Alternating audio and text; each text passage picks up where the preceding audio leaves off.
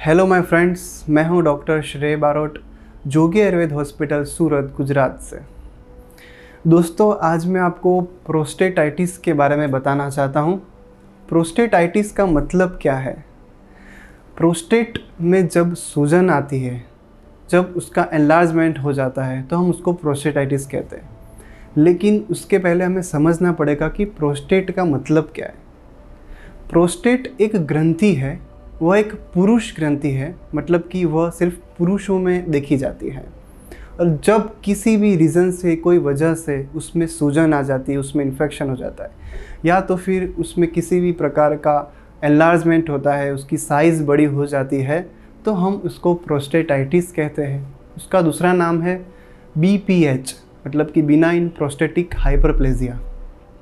जैसे कि मैंने आपको बताया कि यह सिर्फ पुरुष ग्रंथि है, मतलब कि यह रोग सिर्फ पुरुषों में ही देखा जाता है। कई बार हम देखते हैं कि जब पुरुषों में बढ़ती उम्र के साथ कई समस्याएं आती है, उसमें से एक यह समस्या है कि उनको यूरिनेशन में तकलीफ़ होती है, यूरिन करने में दिक्कतें आती है, अटक अटक के यूरिन आता है, या फिर उनको बार बार जाना पड़ता है। तो हो सकता है कि उन्हें प्रोस्टेटाइटिस हो।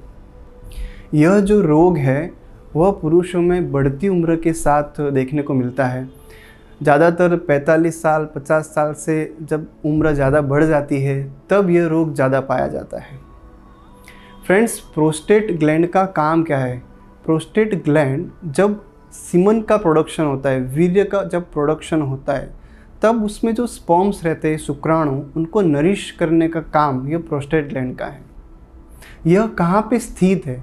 हमारा जो मूत्राशय है, जो यूरिनरी ब्लैडर है, उसके एग्जैक्ट नीचे, जहाँ से मूत्र नलिका यूरेथ्रा निकलती है, वहाँ पे ये प्रोस्टेट ग्लैंड आती है। और जब भी यह प्रोस्टेट ग्लैंड में एनलार्जमेंट होता है, जब उसमें सूजन बढ़ती है, तो वह मूत्र नलिका पे दबाव डालती है, एक कॉम्प्रेशन होता है। उसकी वजह से यूरेथ्रा में जो नलिका है उसमें एक अवरोध आता है, ऑब्स्ट्रक्शन आता है, और उसकी वजह से कई प्रकार के लक्षण देखने को मिलते हैं। तो अब हम जानते हैं कि जिसको भी प्रोस्टेटाइटिस होता है, उन्हें कैसे लक्षण देखने को मिलते हैं। जिसको भी प्रोस्टेटाइटिस होता है, उन्हें यूरिनेशन में डिफ़िकल्टी आती है, यूरिन करने में दिक्कतें आती हैं। उनको ज़्यादा स्ट्रेनफुल यूरिनेशन होता है, मतलब कि फोर्सफुली यूरिन करना पड़ता है। जब भी एक बार यूरिन पास हो जाता है, उसके बाद भी जो ब्लैडर होता है उसमें से यूरिन अच्छे से एम्प्टी नहीं होता है। इसके लिए उसको बार बार यूरिन करने के लिए जाना पड़ता है, या तो फिर कई बार रात को उठकर भी ज़्यादा यूरिन के लिए जाना पड़ता है। यूरिन में कई बार यूरिनरी ट्रैक्ट में भी इन्फेक्शन पैदा होता है, इसके कारण यूरिन में कई बार जलन भी होती है। तो अगर इस प्रकार के कोई लक्षण आपको देखने को मिलते हैं, तो आपको प्रोस्टेटाइटिस होने की संभावना है। अब उसको कंफर्म करने के लिए आपको एक ब्लड रिपोर्ट आता है, जैसे कि सीरम PSA, वो करवाना चाहिए, या तो फिर आप सोनोग्राफी करवा के भी जानकारी ले सकते हैं। सोनोग्राफी में प्रोस्टेट की जो साइज़ होती है वह एनलार्ज है या नहीं, वह बताते हैं। और जब यूरिन हो जाता है, उसके बाद में ब्लैडर में कितना यूरिन रहा है, वह भी सोनोग्राफी में मालूम पड़ता है। प्रोस्टेटाइटिस होने के कई सारे रीज़न्स हैं। उसमें से मैंने आपको पहले भी बताया कि एज भी एक बड़ा रीज़न है। बढ़ती उम्र के साथ भी प्रोस्टेट में एनलार्जमेंट देखने को मिलता है। जब किसी भी प्रकार का प्रोस्टेट में इन्फेक्शन होता है, तब भी सूजन आने से प्रोस्टेटाइटिस हो सकता है। जब भी बार बार यूरिनरी ट्रैक्ट इन्फेक्शन होता है, रिकरेंट UTI जब होता है, तब भी प्रोस्टेट में इन्फेक्शन बढ़ जाता है, और उसकी वजह से प्रोस्टेटाइटिस देखने को मिलता है। प्रोस्टेटिक कैंसर भी एक बड़ा रीज़न है, उसमें भी प्रोस्टेट ग्लैंड में ग्रोथ होता है। दूसरा, हम जो भी खाना पीना लेते हैं, जब वो विरुद्ध आहार होता है, ज़्यादा पित्तवर्धक आहार होता है, या फिर आउटसाइड फूड होता है, यह सब चीज़ों की खाने पीने में लापरवाही की वजह से भी हमें प्रोस्टेट में प्रोस्टेटाइटिस हो सकता है। दूसरा फ्रेंड्स, नेचुरल जो अर्ज होते हैं, जैसे कि यूरिन के लिए जो अर्ज आता है, तब कई बार हमें देखने को मिलता है कि यूरिन को करने से रोकते हैं। कोई भी इम्पोर्टेंट काम होता है तो यूरिन का अर्ज रोकते हैं।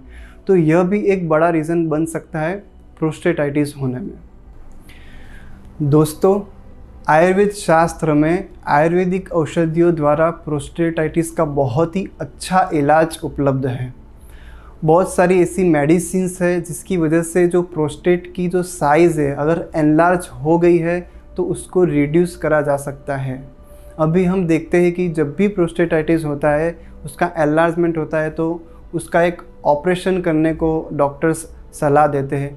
लेकिन हम अगर ऑपरेशन से बचना चाहते हैं या फिर इतना ज़्यादा एनलार्जमेंट नहीं है तो हम दवाइयों के माध्यम से भी उसको रिड्यूस कर सकते हैं। तो अगर आप भी घर पर बैठकर भी अगर प्रोस्टेटाइटिस का इलाज करना चाहते हैं तो हम ऑनलाइन कंसल्टेशन द्वारा भी इसका इलाज कर सकते हैं।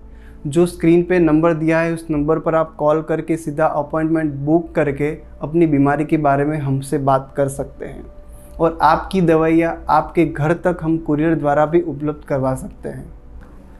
तो दोस्तों, आशा करता हूँ कि आपको यह जो जानकारी है वह उपयोगी रहेगी। इस वीडियो को ज़्यादा से ज़्यादा शेयर कीजिए ताकि जिन लोगों को भी सीवियर प्रोस्टेटाइटिस नहीं है वो बिना ऑपरेशन करवाए भी आयुर्वेदिक औषधियों द्वारा इसका अच्छा इलाज करवा सकते हैं। आयुर्वेद को अपनाओ और स्वस्थ रहिए। धन्यवाद।